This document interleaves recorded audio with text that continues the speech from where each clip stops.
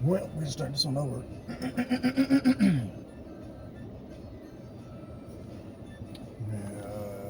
I had that music on.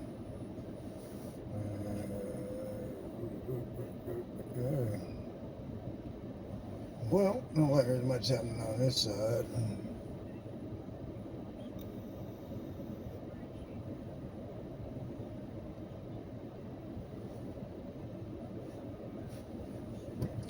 On this side now, things happening over there.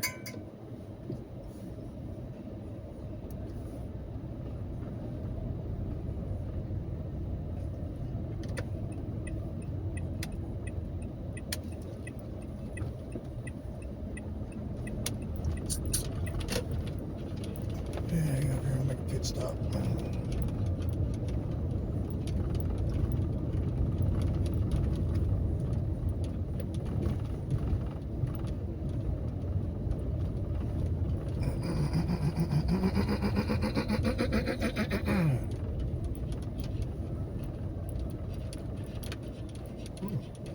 Tomatoes,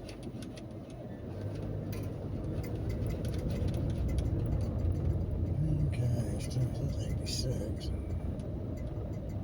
think it's probably a little bit better than that.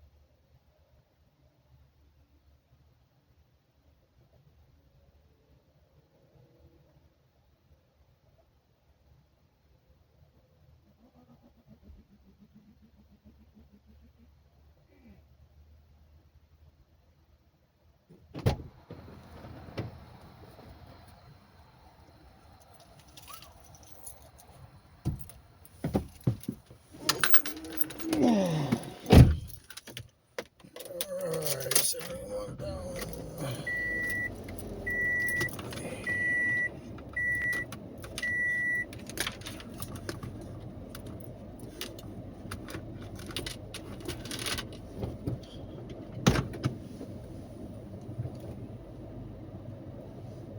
Man, I hate this goddamn thing.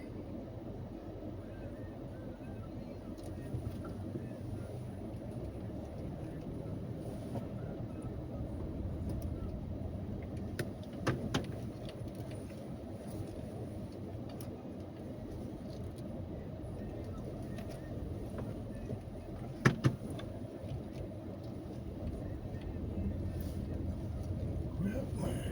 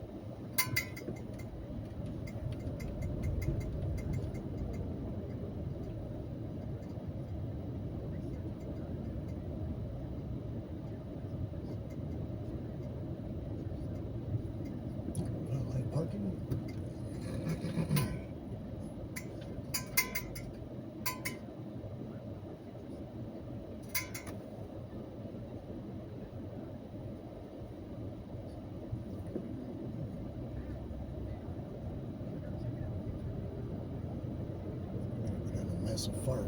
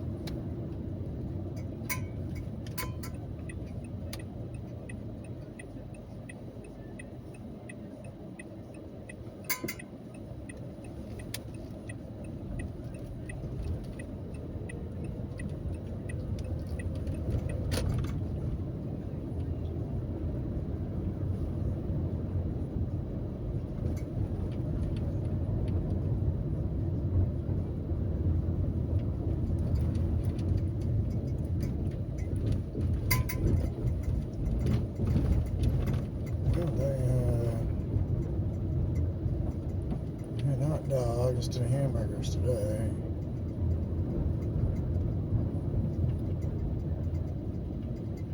I don't care for the hot dogs too much.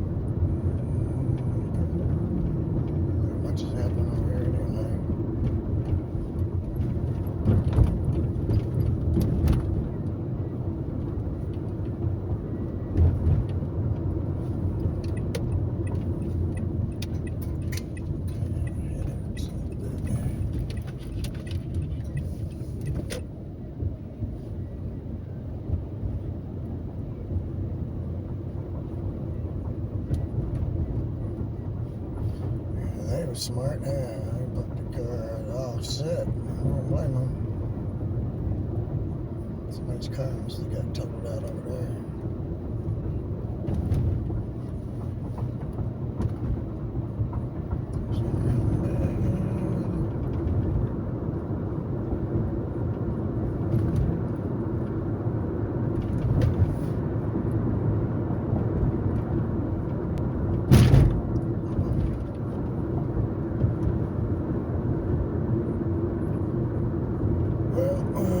Wasting time.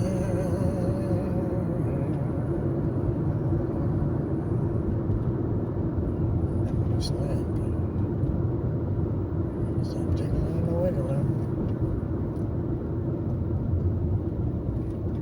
Ain't gonna last long on doing that. I guess I kind of made to take the right versions.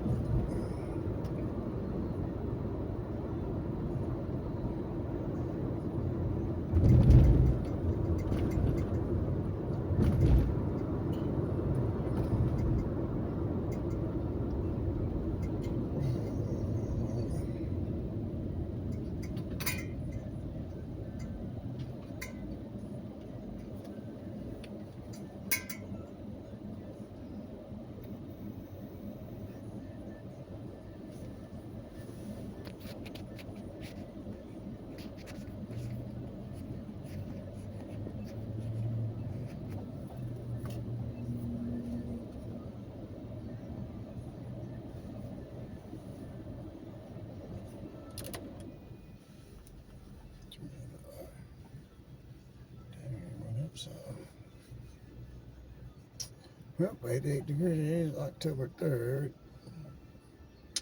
8:05 p.m.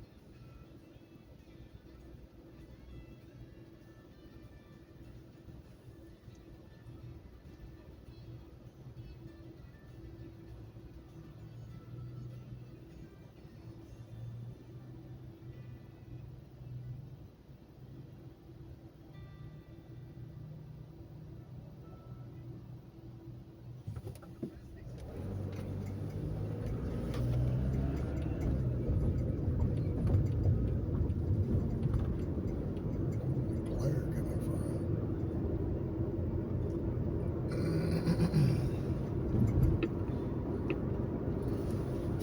Seems like my finger wasn't a good idea.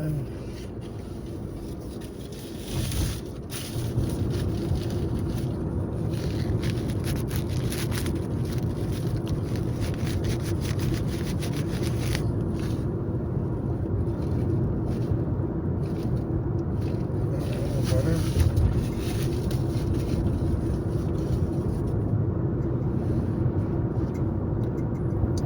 Better for you, baby.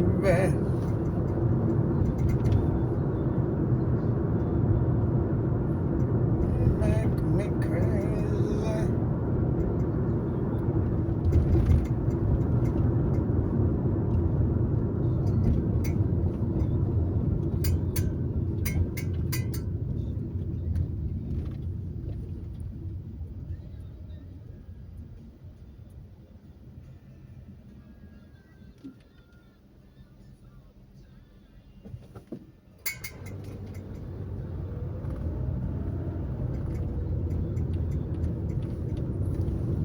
Open the window. I feel like I stepped in some stank. It's a good stank smell.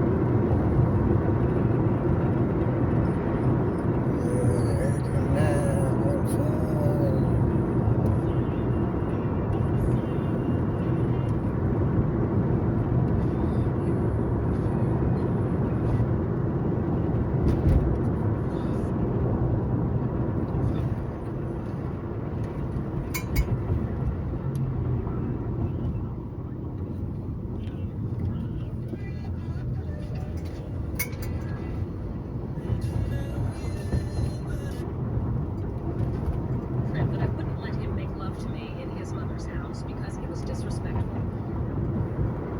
He was suspiciously quick to acquiesce. So I explained to him how I was raised, which he already knew, because whenever we visited my parents in Maryland, my mother made up separate rooms for us, with Jesus staring down sorrowfully from portraits above the headboards, New Testaments on the pillows, and her bedroom in the middle. I stiffened my leg whenever he stroked my thigh under the dinner table, locked my door to him at night, and forbade him to wander the halls bare-chested. He never complained, but I'm sure he thought we were pathologically repressed. And I probably confirmed the diagnosis every time I resisted his lures to follow him into the garage. "Sweetheart," he would whisper, "we won't be in the house." Technically. And I could never find a convincing response when he pointed out that my parents wouldn't miss us. To his credit, he showed almost ceremonial attentiveness as he handed me into the van. And he closed the window curtains so we'd have double privacy when we sweated up the vinyl seats. Claude's mother had put us together in the girls' room, temporarily displacing her 3 daughters and niece. The room contained 2 sets of bunk beds, and Mums had pushed them together and placed a foam mattress across the lower berths for a makeshift double bed. The arrangement mocked my brand of respect, but I salvaged my sense of humor and decided it was just as well. Our rented car was only a compact. Claude was in the washroom. I heard him pour water into the enamel basin and wondered whether I would be able to wash myself in the cold water for his sake. Whether I could eat bami that had already been sampled by ants, whether my disdain for island dress, speech, food, and manners was apparent to his mother, whether Claude would ever forgive me if I shamed him before his family.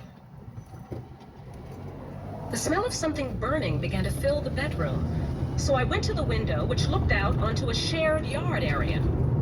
There was no grass to speak of. What was there was sunburnt into the dust, and right now hosted a little stick fire that Mums was tending to while the children played jump rope, barefoot. I heard Claude breathing behind me in the doorway, not moving, probably staring at me, maybe wondering whether we needed to continue the argument. "Claude," I said, "your mother has a fire going. Is there going to be a barbecue?" "Not exactly." He seemed to hesitate. "They're burning the hair off the agouti." "Why?" "So it will be fit for stewing." I pressed my cheek against the window frame, amazed I hadn't noticed the long, round mass in the middle of the flame. Each time Mums poked it with her stick, the carcass lurched, and the head snapped back and forth into obscenely contorted positions made possible by the way its throat had been cut. And I noticed the smell again. Different now that I knew what it was, more pungent, and fetid enough to unsettle my lunch. This was the second time I felt suffocated during the trip. I asked Claude to take me outdoors for a walk while Mums finished preparing the meal. "You could offer to help her," he said. "Tomorrow," I answered, and he didn't press me. As we passed the kitchen, I tried not to notice the enormous black pot boiling frantically. I hurried ahead to the front door, but Claude dallied behind to tease his sisters. He kept me waiting for almost 10 minutes, and I was astonished at how humble I felt, like an outcast standing alone. Claude boasted slyly that he'd teach me the Caribbean's most vital survival secrets by the end of our walk, and launched into his lesson.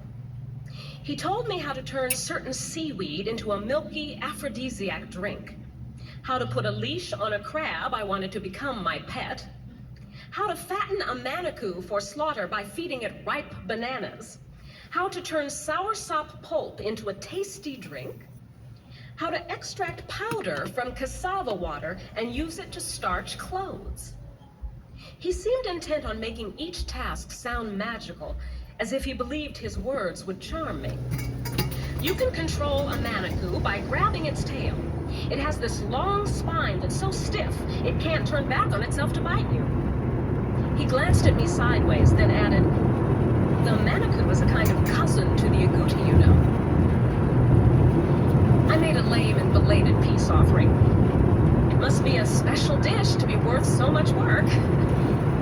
Mom's glad to do it. It's still a big production. He sat beside me on a splintered bench and cupped my knee with one hand. Yes, although we agreed that's not the real issue. Respect, I said. He amended. Consideration. Have I really been so rude? He kissed my cheek. Don't fret. A little more warmth in your smile, a good meal in your belly, and we'll be all set. I didn't agree to eat it, I said. There are lots of other ways to show goodwill. Sure. Did your mother say something about my attitude? It's okay. I told her you were nervous. Claude said a dutiful grace from the head of the table, while I watched from the opposite end between Mums and Vina. We had barely said amen when arms started colliding across the table as they reached for the white serving dishes filled with rice and peas, green bananas, breadfruit and yams, a bowl piled up with spinach-like callaloo. The only plate they didn't touch was the one I dreaded, the one that Mums guarded, a platter of steak-like meat smothered in steaming onions and carrots and a spicy gravy. I tried to protect my plate with my hand when Mums threatened me with a heaping serving spoonful of stew. Just a little for me, thanks, I said, adding the polite line, I usually don't eat meat. No, she said, but thankfully emptied only half of the monster spoonful onto my plate before giving the remainder to Doris. I noticed Claude watching me from the other end of the table and was glad when Gladys and Sarah Lynn, the 11 and 13-year-olds, asked him to settle an argument they were having. The breadfruit was delicious, firm and nutty, and I'd almost finished the callaloo. The little pieces of meat were beginning to look lonely on my plate. No one remarked upon the unevenness of my appetite, but eventually Vina reached over to my dinner and pointed to the stew with one finger, looking up at me. Mums slapped her hand. Don't point in people's food, she said, and returned her attention to her own plate. Valerie don't eat much meat. I felt ashamed. My share of the agouti was fleshy and boneless, but the girls' portions were threaded with crooked, tiny ribs that suggested something ominous about agouti physiology. I speared a lean piece and put it in my mouth. The meat was soft as bread, but had a rank, rabbity flavor that the savory spices couldn't quite disinfect. I didn't like it. Even if it had tasted great, I couldn't have liked it. The cooked flesh of a rodent, and it was in my mouth. Peeking up from my plate, I saw Claude had stopped chewing and was glaring at me. Maybe everyone was. The only person not paying attention was Mums. I leaned toward her. Mums, I said, but I was unintelligible. My mouth was still full, the gravy diluted by warm saliva I could not swallow. What's the matter, child? I pressed my hands to my lips and stared miserably at the tablecloth while the meat turned trashy on my tongue. Are you sick? I swallowed enough of the juice to permit a full confession, which I whispered into my blouse. I can't eat the agouti. She looked at my miserable face, one cheek bulging and crescents of water pooling in my eyes before looking over at her fuming son. What are you staring at, Claude? She asked, startling him before turning to me and holding a tissue to my mouth. Spit, she said. And I did.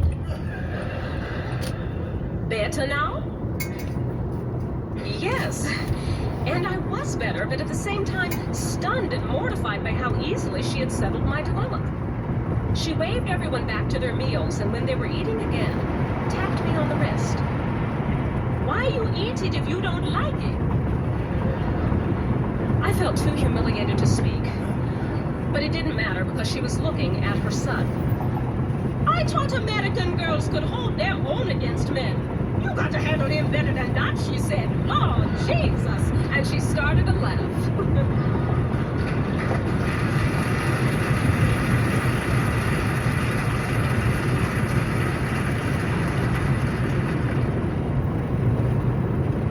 Lorene Towler performed Agouti by Brenda Williams. I'm Meg Wolitzer. We've featured other stories on this show where food is a test, a rite of passage, a visible and edible line of demarcation. But what gives this story its charm is the twist that no one saw coming. And I also love the way Williams shows us how a person's anxiety and pressure about being seen a certain way can engulf them. When we return, lions and tigers and bears, oh my, from Ray Bradbury. I'm Meg Wolitzer. You're listening to Selected Shorts recorded live in performance at Symphony Space in New York City and at other venues nationwide. Donald Trump and Kamala Harris have sharply differing plans for the American economy. Trump talks about high tariffs and deporting immigrants. Harris wants to tax the wealthy and provide direct help to families. On the next Fresh Air, economist David Wessel will discuss the candidates' plans and records. Join us. This afternoon at 3 and tonight at 9 on Public Radio 89.5. Support for Public Radio Tulsa is provided by the Anne and Henry Zarrow Foundation, committed to supporting nonprofits that alleviate hunger, reduce homelessness, and improve mental health and healthcare access in Oklahoma. More at zarrow.org. Made possible by your financial support. Public Radio 89.5, KWGS HD1 Tulsa. Welcome back. This is Selected Shorts, where our greatest actors transport us through the magic of fiction, one short story at a time. I'm Meg Wolitzer. Calling all writers, submissions are now open for the 2025 Selected Shorts Story Prize, judged by writer Otessa Moshfegh. The winning work will be performed by an actor in spring 2025 and published on Electric Literature, and the winning writer will receive a cool $1,000 and a free 10-week course with Gotham Writers Workshop. We know if you're listening to Selected Shorts, you love a great story. So why not tell us yours? Go to selectedshorts.org to find out more. On this show, we're talking about the unanticipated, things you didn't see coming. And if ever there was a master of the unexpected, it's Ray Bradbury. In his many speculative works, the late science fiction writer and humanist used imaginary worlds and landscapes to interrogate the values of our own. His works include The Martian Chronicles, Fahrenheit 451, and many short stories. In the story we're about to hear, The Veldt, his targets are complacency and consumerism. What could be more familiar and surprise-proof than the family room in a comfortable middle-class house, even though the house exists in the future? Our reader Stephen Colbert has done his fair share of questioning social norms and delivering the unexpected on shows like The Late Show and books including I Am America and So Can You. Here he is with Ray Bradbury's The Veldt.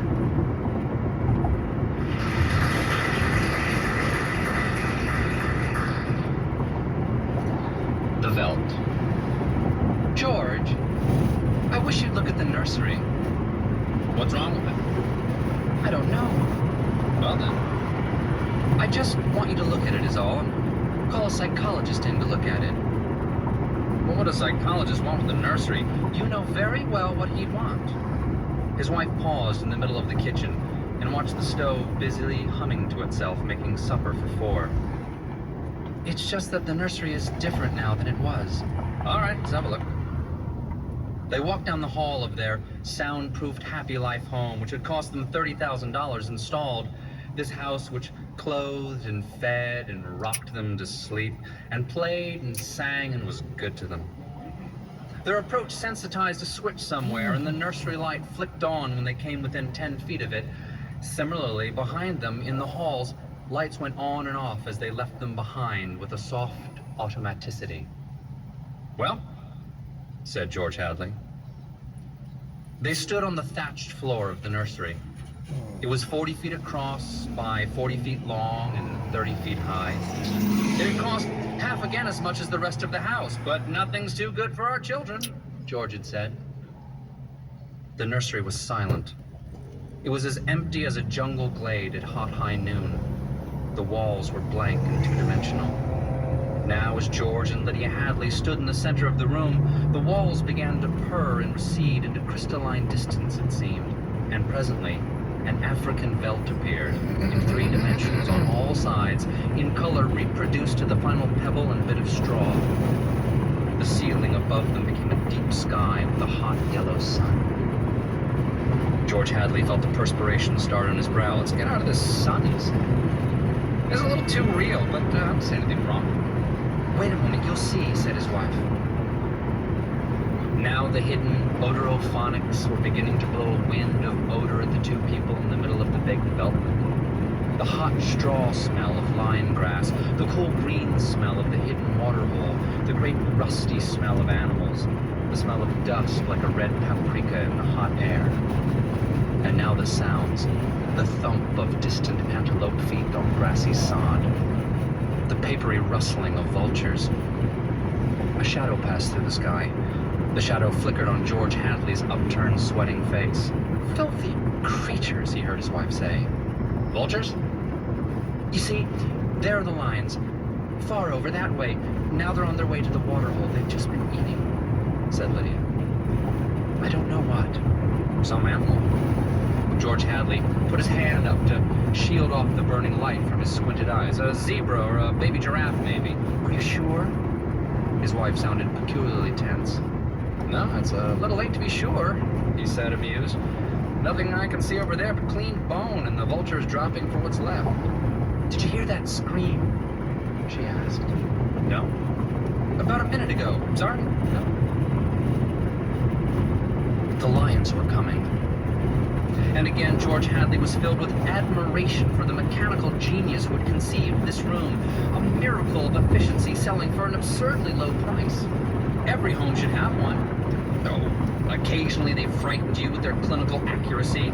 They startled you, gave you a twinge, but most of the time, fun for everyone, not only for your own son and daughter, but for yourself as well, when you felt like a quick jaunt to a foreign land, a quick change of scenery. Well, here it was. And here were the lions now, 15 feet away, so real, so feverishly and startlingly real that you could feel the prickling fur on your hand. And your mouth was stuffed with the dusty upholstery smell of their heated pelts, and the yellow of them was in your eyes like the yellow of an exquisite French tapestry. The yellow of lions and summer grass, and the sound of the matted lion lungs exhaling on the silent noontide, and the smell of meat from the panting, dripping mouths. The lions stood looking at George and Lydia Hadley with terrible green-yellow eyes. "Watch out!" screamed Lydia. The lions were running at them. Lydia bolted and ran. Instinctively, George sprang after her. Outside in the hall with the door slammed, he was laughing and she was crying, and they both stood appalled at the other's reaction. "George! Lydia! Oh, my poor, sweet Lydia! They almost got us! Walls, Lydia! Remember! Crystal walls, that's all they are. Oh, they look real, I must admit. Africa in your parlor. But it's all dimensional, super reactionary, super sensitive color film and mental tape film behind glass screens. It's all odorophonics and sonics, Lydia. Here's my handkerchief. I'm afraid." She came to him and put her body against him and cried steadily. "Did you see? Did you feel? It's too real." "Now, Lydia, you've got to tell Wendy and Peter not to read any more on Africa." "Of course. Of course." He patted her. "Promise?" "Sure." "And lock the nursery for a few days until my nerves get settled. You know how difficult Peter is about that. When when I punished him a month ago by locking the nursery even for a few hours, the tantrum he threw. And Wendy, too, they live for the nursery. It's got to be locked, that's all there is to it. All right. Reluctantly, he locked the huge door. He'd been working too hard to get her rest. I don't know, she said, blowing her nose, sitting down in a chair that immediately began to rock and comfort her. Maybe I don't have enough to do. Maybe I have too much time to think. Why don't we shut the whole house off for a few days and take a vacation? You mean you want to fry eggs for me? Yes. She nodded. Darn my socks. Yes. A frantic, watery-eyed nodding. And sweep the house. Yes. Yes. Oh, yes. But I thought that's when we bought this house, so we wouldn't have to do anything. Well, that's just it. I don't feel like I belong here. This house is wife and mother now and nursemaid. Can I compete with an African veldt? Can I give a bath and scrub the children as efficiently or as quickly as the automatic scrub bath can? I cannot. And it isn't just me, it's you. You've been awfully nervous lately. Suppose I have been smoking too much. You look as if you don't know what to do with yourself in this house either. You smoke a little more every morning and drink a little more every afternoon, and you need a little more sedative every night. You're beginning to feel unnecessary too. Am I? He paused and tried to feel inside of himself to see what was really there. Oh, George. She looked beyond him at the nursery door. Those lions can't get out of there, can they? He looked at the door and saw it tremble as if something had jumped against it from the other side. Of course not, he said. At dinner they ate alone, for Wendy and Peter were at a special plastic carnival across town and had televised home to say that they'd be late to go ahead eating. So George Hadley, bemused, sat watching the dining room table produce warm dishes of food from its mechanical interior. "We forgot the ketchup," he said. "Sorry," said a small voice within the table, and ketchup appeared.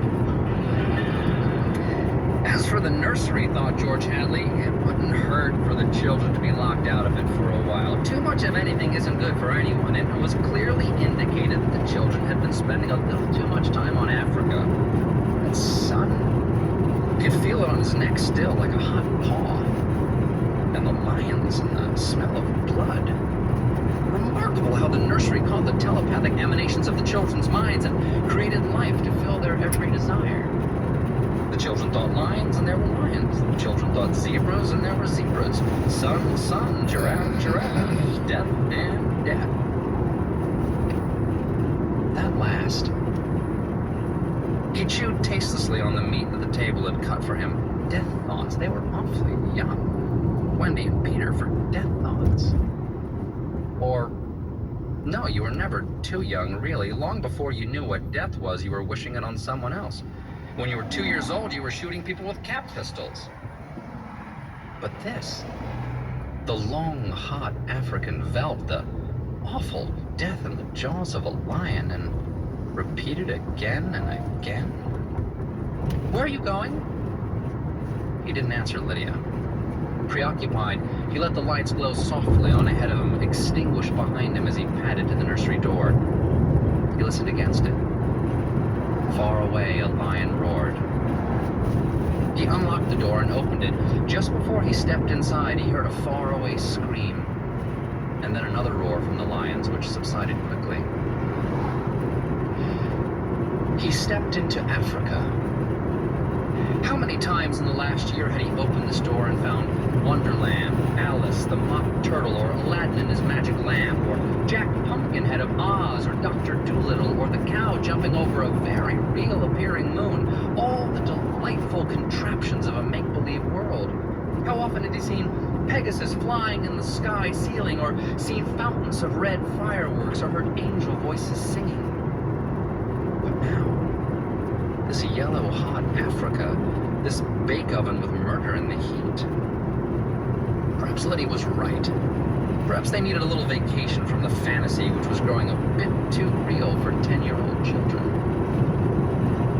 It was all right to exercise one's mind with gymnastic fantasies, but when the lively child mind settled on one pattern, it It seemed that at a distance for the past month he had heard lions roaring and smelled their strong odor seeping as far away as his study door. But being busy, he had paid it no attention.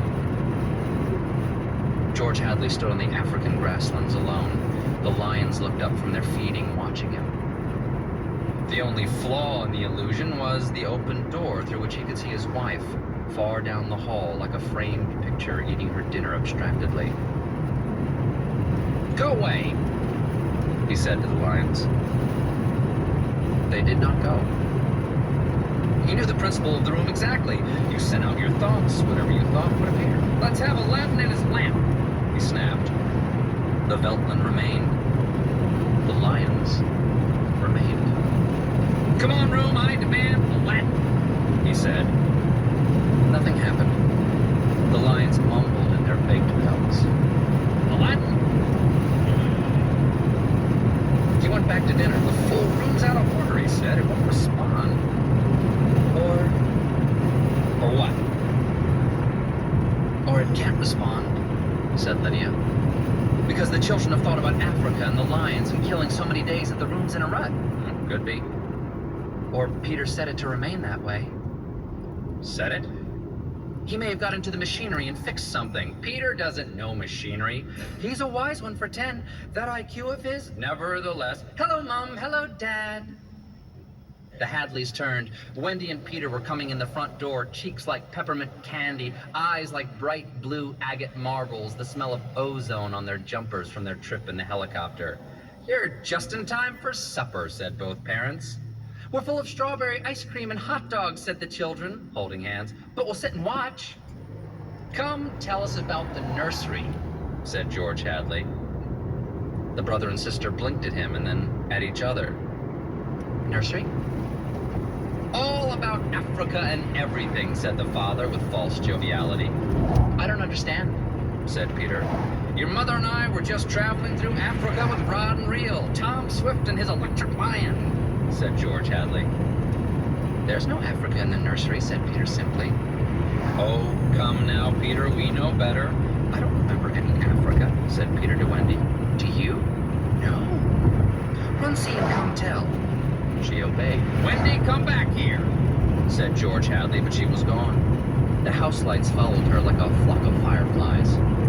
Too late, he realized he had forgotten to lock the nursery door after his last inspection. "Wendy will look and come tell us," said Peter. "She doesn't have to tell me. I've seen it." "I'm sure you're mistaken, Father." "I'm not, Peter. Come along now." But Wendy was back. "It's not Africa," she said breathlessly. "We'll see about this," said George Hadley, and they all walked down the hall together and opened the nursery door. There was a green, lovely forest, a lovely river, a purple mountain, high voices singing, and Rima, lovely and mysterious, lurking in the trees with colorful flights of butterflies like animated bouquets lingering in her long hair. The African Veltman was gone. The lions were gone. Only Rima was there now, singing a song so beautiful that it brought tears to your eyes. George Hadley looked in at the changed scene. "Go to bed," he said to the children. They opened their mouths. "You heard me," he said. They went off to the air closet where the wind sucked them like brown leaves up the flue to their slumber rooms. George Hadley walked through the singing glade and picked up something that lay in the corner near where the lions had been. He walked slowly back to his wife. "What is that?" she asked. "An old wallet of mine," he said. He showed it to her. The smell of hot grass was on it and the smell of a lion. There were drops of saliva on it. It had been chewed and there were blood smears on both sides. He closed the nursery door and locked it tight. In the middle of the night, he was still awake, and he knew his wife was awake. "Do you think Wendy changed it?" she said at last in the dark room. "Of course. Made it from a veldt into a forest and put Rima there instead of the lions." "Yes." "Why?" "I don't know. But it's staying locked until I find out." "How did your wallet get there?" "I don't know anything," he said, "except that I'm beginning to be sorry that we have bought that room for the children. If the children are neurotic at all, a room like that, it's supposed to help them work off their neuroses in a helpful way. I'm starting to wonder. He stared at the ceiling. We've given the children everything they ever wanted. Is this our reward? Secrecy? Disobedience? Who said it? Children are carpets. They should be stepped on occasionally. We've never lifted a hand. They're insufferable. Let's admit it. They come and go when they like. They treat us as if we were offspring. They're spoiled and we're spoiled. They've been acting very funny ever since you forbade them to take the rocket to New York a few months ago. They're not old enough to do that alone, I explained. Nevertheless, I've noticed they've been decidedly cool toward us since. I think I'll have David McLean come tomorrow morning and have a look at Africa. But it's not Africa now. It's Green Mansion's country in Rima. I have a feeling it'll be Africa again before then. A moment later, they heard the screams. 2 screams. 2 people screaming from downstairs. And then a roar of lions. Wendy and Peter aren't in their rooms, said his wife. He lay in his bed with his beating heart. Nope, he said. They've broken into the nursery. Those screams, they sound familiar. Do they? Yes, awfully. And although their beds tried very hard, the 2 adults couldn't be rocked to sleep for another hour. A smell of cats was in the night air. Father, said Peter. Yes? Peter looked down at his shoes. He never looked at his father anymore, nor at his mother. You aren't going to lock up the nursery for good, are you? Well, that all depends. On what? Snapped Peter. On you and your sister. If you intersperse this Africa with a little variety, oh, Sweden perhaps, or Denmark, or China. I thought we were free to play as we wished. You are within reasonable bounds. What's wrong with Africa, Father? Oh, so now you admit you've been conjuring up Africa, do you? I wouldn't want the nursery locked up, said Peter coldly. Ever. As a matter of fact, we're thinking of turning the whole house off for about a month. Live sort of a carefree, one-for-all existence. That sounds dreadful. Why, I would have to tie my shoes instead of letting the shoe tire do it, and brush my own teeth, and comb my hair, and give myself a bath. It would be fun for a change, don't you think? No, it would be horrid. I didn't like it when you took out the picture painter last month. That's because I wanted you to learn to paint all by yourself, son. I don't want to do anything but look and listen and smell. What else is there to do? All right, go play in Africa. Will you shut off the house sometime soon? We're considering it. I don't think you'd better consider it anymore, Father. I won't have any threats from my son. Very well. And Peter strolled off to the nursery. Am I on time? Said David McLean. Breakfast? Said George Hadley. Thanks, had some. What's the trouble? David, you're a psychologist. I should hope so. Well, then have a look at our nursery. You saw it a year ago when you dropped by. Did you notice anything peculiar about it then?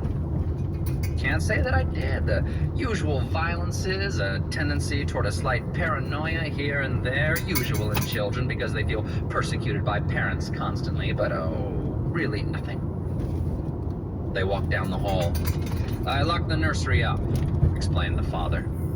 And the children broke back into it during the night, and I let them stay so they could form the patterns for you to see. There was a terrible screaming from the nursery. Here it is, said George Hadley. See what you make of it. They walked in on the children without rapping. The screams had faded. The lions were feeding. Run outside a moment, children, said George Hadley. No, don't change the mental combination. Leave the walls as they are. Get. With the children gone, the 2 men stood studying the lions clustered at a distance, eating with great relish whatever it is they had caught. I wish I knew what it was, said George Hadley. Sometimes I can almost see. Do you think if I brought high-powered binoculars here and... David McLean laughed dryly. Hardly. He turned to study all 4 walls. How long has this been going on? A little over a month. Certainly doesn't feel good. I want facts, not feelings. My dear George, a psychologist never saw a fact in his life. He only hears about feelings, vague things. This doesn't feel good, I tell you. Trust my hunches and my instincts. I have a nose for something bad. This is very bad. My advice to you is to have the whole damn room torn down and your children brought to me every day during the next year for treatment. Is it that bad? I'm afraid so. One of the original uses for these nurseries was so that we could study the patterns left on the walls by the child's mind, study at our leisure, and help the child. In this case, however, the room has become a channel toward destructive thoughts instead of a release away from them. Didn't you sense this before? I sensed only that you had spoiled your children more than most, and now you're letting them down in some way. What way? I wouldn't let them go to New York. What else? I've taken a few machines from the house and threatened them a month ago with closing up the nursery unless they did their homework. I did close it for a few days to show I meant business. Aha! Does that mean something? Everything! Where before they had a Santa Claus, now they have a Scrooge. Children prefer Santas. You've let this room and this house